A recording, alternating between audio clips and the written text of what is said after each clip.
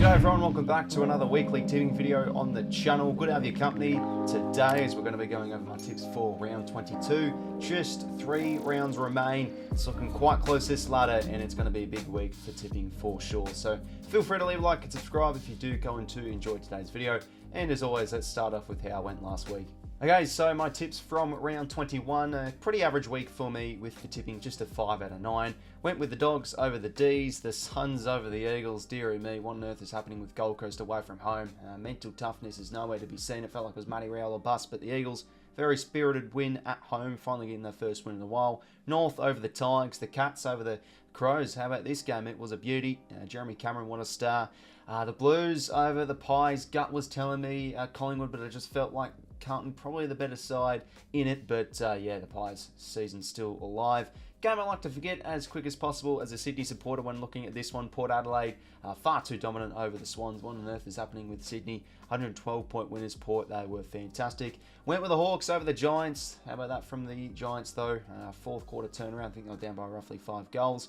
Felt this Dons and Freo game would be a bit of a danger game for the Dockers, and there you go. Essendon were able to pull out the upset win, and a no-brainer here going with the Lions over the Saints. Rightio, let's have a quick look at our tipping competition leaderboard update. Just 2 people in the comp managed to get themselves a full 9 out of 9. They were the following of the Real Gem and how's the weather down there? Well, mate, the weather down there is showing all sunny skies with a full 9 out of 9. Oh dear, the banter is absolutely horrific. But well done to those 2. Full 9 out of 9 marks for you. That is brilliant to see. And as for who is leading my competition, it is Wet Toast Eagles continues to maintain top spot with a total score of 149. So with that out of the way, let's now begin with our tips for round 22. So the third last round of the home and away season. There are a couple of season-defining games and mini elimination finals for some sides. But we start on Friday night, the Swans hosting the Pies at the SCG. Well, what on earth has happened with the Swans? The last 6 games, they have dropped 5, and especially their past fortnight has just been un-Swans-like. It's definitely been a mixture of a lot of issues. Mentally, they're just not on the same page as they were early in the year. Physically, not looking as sharp as earlier in the year too. A lot of their stars aren't playing great footy. The cohesion's gone. The synergy feels like it's really zapped out of the side too. Just a lot of confidence issues. Collingwood coming into this one with their spirits high off the back of Pendlebury's 400th with a huge win and keeping their season alive. And we all know Collingwood, when they get the energy up, when they get a bit of momentum rolling, they're a tough side to beat, and they're also a high pressure side too. So they're coming into this one, I feel, with a chock full of confidence. The real question is Sydney going to bounce back? You'd think yes. Like, the last 2 weeks has just been shocking, and there's got to be a sense of a bounce back. They surely can't lose every game from this point onwards. They need to find a fix. Sides have been able to take the corridor away from them, and their ball movement is just totally zapped out of that side. Pies are going to be without Jordan 𝐸 for the remainder of the year, which is definitely a huge out, so it's probably going to need a bit more reinforcement in that midfield to assist the likes of Nick Daicos to win those contested possessions. They possibly will bring in back Nathan Kruger from concussion, which will definitely stretch the Swannies' defensive field. I'm pretty sure Rampy is going to be making his return, though, so that's an important in for the Swannies. So I don't know how to feel about this game. I think if Sydney are able to bring back a bit of their best and bring back a bit of that dynamic ball movement, they should be the side to beat the Pies here, but still have question marks. It's just been ever since probably halfway through that Giants game where the Swans did win. They've just been papering over the cracks. They haven't been able to play their best brand of footy. They've been gettable, and I just think with momentum at the moment, Collingwood coming in this one with a bit of confidence and how they're playing, looking pretty schmick the past fortnight with bringing back a bit of better ball movement, and if they can bring that high pressure game against the Swans, they're beatable. So I don't know how to feel about the Swans. I sense they will bounce back, but I just think with how Collingwood are playing, they're going to put a number here on the Swans and get it done on Friday night. So I'll back in the Pies here, and we'll go with them by 16 points. Now for the Saturday games, first one up at 1:45 PM, we have a pretty tasty matchup here. The Lions taking on the Giants at the Gabba. Brisbane, one of the more informed teams in the competition. I'm pretty sure it's 8 or 9 wins in a row. I've totally lost count, but yeah, they're just hitting form at the right time of the season, must be said. What I'm really enjoying about the Brisbane Lions is it's not just necessarily Neil or Dunkley all getting it done. It's more of those players that we expect more of, like Cam Rayner. How about him the last 4 weeks? Has been unbelievable. Zach Bailey's been able to hit the goals too.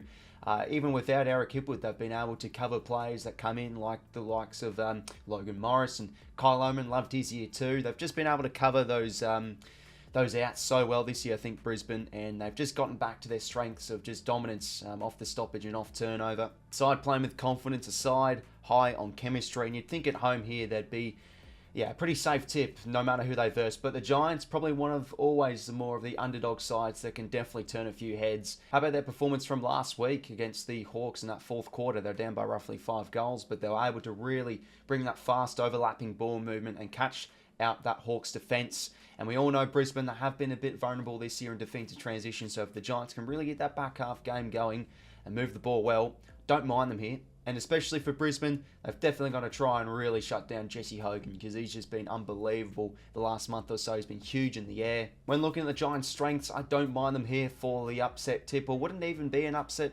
Not really, these are both quality sides, but I just think with Brisbane, 8 or 9 on the trot, they're playing at home. It's just hard to go against them here. I'm just loving how they are running at the moment, or pretty much the past 2 months, you'd say. So I'm going to go Brisbane here, bit of the safe tip, and we'll go with them to knock over the Giants in a close game, but they'll run away with it and win this one by 15 points. Then at the same time, we have North Melbourne taking on the Eagles at Blundstone Arena. North off the back of a pretty solid win over the Tigers. What I've liked and what I've enjoyed about the Kangas this year, geez, they've been accurate in front of goal. I feel like they've been able to take chances pretty well in a lot of games this year. They're able to generate a lot of good opportunities through that quick handball style that they've been showing as of late through the corridor. Jackson Archer, I've been loving his season. He's just been so competitive and been able to lock down on some dangerous small forwards. So does he go to someone like 𝐼𝐻𝐿𝐼𝐻𝐿, who was critical importance in the Eagles' win last time out against the Suns? Midfield battle is going to be pretty intriguing in this one. We see strength from both sides this year, with 𝐿𝐷𝐻𝐿 for North, but then like 𝐿𝐻𝐻𝐿𝐼𝐻𝐿 for the Eagles. Both sides have been able to get on top of their opposition through the clearance game. So who gets on top on Saturday? Question is for West Coast though, are they able to make it 2 wins in a row and do it away from home, especially down there in Tassie, where it's always pretty tough to play North Melbourne down in Tasmania. Don't think I have the confidence to back them in. I'll be going with North here. The home field advantage just sways me towards them, and they also were able to knock off the Eagles in Perth last time out. But between these two sides, the past couple of games, it's been pretty close. I reckon it will be another close margin, but North to pip out the Eagles here. I'll go with them and then win this one by 12 points. And then at 4:35 p.m, we have the Dockers taking on the Cats at Optus Stadium. Fremantle, geez, what on earth happened with them last week? Just a terrible choke, to be fair. As soon as Josh Tracy went down, you'd feel, are the Dockers able to hang on here? Yeah, they just got blown out of the water in the clearance game, which is their own strength, so they got a bit of a taste of their own medicine from the Dons last time out. They'll certainly be frustrated and breathing a bit of fire heading into this game against the Cats. They have a very good record over Geelong. The last couple of games they've been able to beat them. They've been able to knock them over there at 𝐷WS, and I think last year they beat the Cats well here at Optus too. So a pretty good record against the Cats. They are going to be without Josh Tracy though. I did see the news today, so a bit of an out for them. Meanwhile for the Cats, a much needed win over the Crows last time out. Jeremy Cameron, what a star. Was the difference in that game. Pretty sure he kicked 6 goals. Like Dangerfield's game through the middle, Tanner Bruin had some big stages throughout that game too. So always the question with Geelong, especially when facing sides that possess a very strong midfield, is can they break even in the coalface? Can they win enough clearance to get on top of a side like Fremantle? Cats also in doubt of having no Sam DeConing, so it's going to be a massive out should he not play. I always want to respect Geelong as a side. I think when they play their best footy, it's cohesive, it's high chemistry, the ability to move it through the middle and through transition is a sight to see. And if they really get that forward half turnover game going that they're very good at, there's certainly a chance for an upset. But just think the Dockers, looking at them on paper, looking at their season, they probably should not have lost last week. They're one of the more informed sides in the comp. They've got a great record over the Cats. I just look at that midfield still and thinking, well, looking at the Cats midfield too, they can certainly put a number on that Cats inside midfield group and win the clearance as well. So going to be going the Dockers here, and I reckon they'll bounce back and win this one well here over the Cats. And we'll go with Freo by 22 points. And then for Saturday night, 2 games. First one up though, we have the Demons taking on Port Adelaide at the MCG.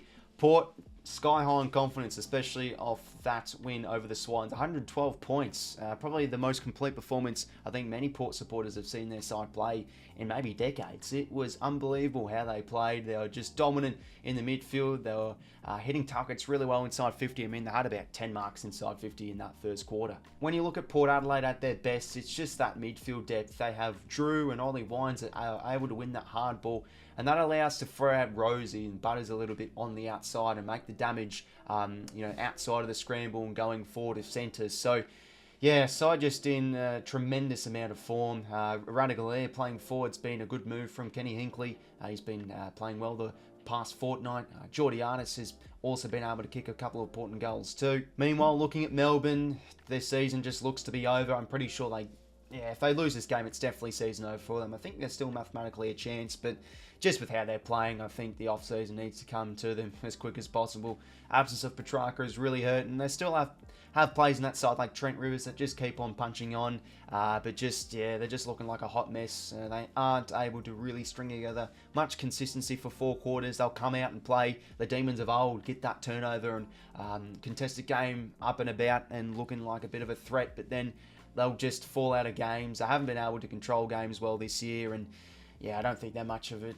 Maybe you give them a little bit of a chance because Melbourne against top 8 sides this year have been a lot more competitive than probably what people are giving them credit for. Off the back of a 112-point win, I just think Port, the confidence is just too much here to go against them. So the pair, maybe this game starts off a bit balanced, but I just think with the strengths of Port Adelaide's midfield and the weapons in the forward half, Willie Rioli too has been important as well. I think Port, the side, just in heaps amount of form. Hard to go against them. We'll go Port here, and they'll win this one well by 30 points. And then for the other Saturday night game, we have Essendon taking on the Gold Coast Suns at Marvel Stadium. We've always been saying with Essendon, when they can really get that midfield game going, that high clearance game going, they are a pretty tough side, and they've been able to show that edge throughout stages of the year, but the second half of the year been so disappointing. But it was good to see them get that bounce back win over the Dockers. Zach Merritt and 𝐼𝐻𝐿 𝐼𝐻𝐿 were key to that for their leaders. Really stood up. We were finally able to see a good return from the package, kicking, I'm pretty sure, 4 goals. So, yeah, all those important players need to come to the fore again and play a good game should they knock off the Suns. They're going to keep on breathing fire, Gold Coast. When are they going to pick up a good quality win? It's been quite some time now. They're away from home. They're yet to pick up a win interstate this year. Is it going to happen against the Dons, who are going to gain a bit of confidence off the back of that win last week? Probably not, but we all know Gold Coast, if they can get that midfield game going, they are a side that can generate a lot of opportunities off the turnover as well. Their pressure game can be very good, and they could force Essendon into a lot of mistakes, but can they improve that cohesion going inside 50? That's been a big letdown for them. Yeah, I can't go with Gold Coast. I've lost full trust in them. I've just got to be backing in the Dons here. Even though I've been confident on Essendon and they've let me down this year, still think with how they went last week, they should keep the ball rolling here. So Essendon to knock off the Suns, back and forth, but the Dons to run away with it and win this one by 18 points. Now for the Sunday games, first one up, we do have the Blues taking on the Hawks at the MCG. Massive game this is for Hawthorn. Should they lose this game, I'm pretty sure it's practically season over. They cannot make the top 8. And as for the Blues, all of a sudden they're sitting in 8th place. And this is just a must-win to keep their season rolling if they want to make the top 4. We've been talking about the Blues negatives for the past month now, and it's just been a total drop-off of that midfield as a collective group, and I feel like in transition they've been a vulnerable side as well. But what really hurt them last week in that loss over the Pies is just going inside 50, not really hitting their targets well, not being very creative by foot too. Charlie Curnow, for the first time in a while, I think in 2 years, he was finally kept goalless. So looking at those star players for Carlton, they're slightly out of form. They're not playing at the peak of their powers. Paddy Cripps keeps on punching on, but I think Walsh's disposal's been letting them down for the most part this year. As for Hawthorn, they'll definitely learn a lot of lessons off that loss against the Giants. Just totally ran over the top of. They just could not stop Jesse Hogan forward of the ball. Brent Daniels, they got outdone by when he was able to move into the midfield. But they are still a bit of a young and learning side, I think, Hawthorn. So they'll gain plenty of learnings off that. I think they can certainly knowing the confidence oozing out of that side, they can bounce back and play some good footy here over the Blues. For Carlton, they just need to get back to their strengths of midfield dominance, try and put a number of Hawthorn's midfield group and get a bit of control and a bit of damage off stoppage. And hey, they've been a good side this year, Carlton, when they were able to move the footy end to end and really capitalise well off turnover. I think they are one of the top turnover sides of this year out of any side. But what I've been loving about the Hawks this year, they've just been a highly restrictive side. They've not allowed sides to move the ball easily, and they're a hard side to concede a lot of inside 50s against too. So yeah, this one's a toughie. I just think Carlton probably the better side on paper, and they should probably win this game, but I still am loving how the Hawks are playing. They'll gain a bit of experience and learnings off that loss, but I'm going to be going with the Hawks here. I just think they're the side still with a bit of momentum. The Blues slightly slowing down, so going to back in the Hawkies here over the Blues. Back and forth this one will go, but Hawthorn gain a bit of ascendancy in the fourth quarter and run away with this one and win it by 10 points. Then on prime time, we have the Tigers taking on the Saints at Marvel Stadium, 3:20 p.m. And geez, were the Saints shocking last week against the Lions. But now versing a bit more of a vulnerable side this week of the Tigers, can definitely join back in the winner's circle here. Warm favourites too, but do we want to give a bit more respect to the Tigers? Yes, they did lose against North Melbourne last time out, and what's ultimately killed them this year with a lot of close losses and losses in general is just their use inside 50. What on earth has happened with their ball skills? They are a bit of an eyesore to watch. I think they had more scoring shots and a lot more inside 50s than North Melbourne, so should they finally have a game where they can get that cohesion and get that neatness going inside 50, they might be able to win a game to finish off the remainder of the season. So looking at this one head-to-head, it's been a bit of back and forth between both sides. The Saints, though, better side on paper. I think you always look at that when especially playing a side like Richmond. So I think a lot of people will be going with the Saints here to bounce back, but I am always probably a bit too bullish on Richmond, and something sensing me here that they're going to pick up an upset win. I think they are still hanging in there, the Tigers, and they've eventually, with how they have been playing, they've surely got to pick up at least one more win to finish off the year. They might do it against the Suns in the last round of the season, but I think it's a winnable game for Richmond if they can really neaten up their use inside 50 and get a bit of ascendancy in that midfield. So, you know what? Might go with the upset tip here. This one's a bit of a roughie. The Saints could easily win this one by 5 goals plus if they're able to bring their strengths back. But might go the Tigers here, go against the grain, and they'll pip the Saints here in a close one by 8 points. And the final game of the round, we do have Adelaide taking on the Western Bulldogs at the Adelaide Oval. Well, always Adelaide is a pretty tricky game sometimes. Especially if they're able to get a bit of a roll on the Crows and get a bit of momentum going. They're hard to stop at times, but they've just been so up and down, the Crows. Are we going to get a good performance out of them? Are we going to get a bad performance out of them? They're able to knock off sides like GWS at home and get a bit of their contested game strengths going and their ability to move it nicely from the back half. But then they'll just get blown out of the water throughout periods of games, like against the Swans and like against Hawthorn. And with the Dogs' damage, that could definitely be the case here. I do want to give the Crows a bit of respect. They could start off this game well, but I just think in general it's hard to go against the Bulldogs. They might drop a game to finish off the home and away season here or there, but they are looking like probably one of the more complete sides with how their form is going. Their midfield, getting so many contributors. It's not just necessarily Bontempelli, but Treloar's just racking up the footy, and his damage has been a massive improvement this year. So he's been critical importance to them. Leaderboard winning that hard ball. Ed Richards been able to, his ability to go inside to out and hit a target forward of the ball has been important too. English behind the ball, taking intercept grabs, lob, Karmas. Behind the footy, they are they're ticking all the boxes and forward of the ball. They've just got so many weapons. So, yeah, I could go all day talking about the Dogs' strengths here. Yeah, they could be beatable throughout the remainder of this season, but it's just hard to go against them, really, with how they are playing. They side with confidence too. I'll back in the Dogs here to finish off the final game of the round, and they'll knock off the Crows here with I reckon a dominant second half display, and they'll win this one by 25 points. So everyone, there are my tips for round 22 of the 2024 AFL season. Let me know what your tips are down below in the comments section. There is a lot of 50-50 games for this round, might I say. There could be a handful of upset tips, who knows. I've gone with a few. Are you going to go with a few as well?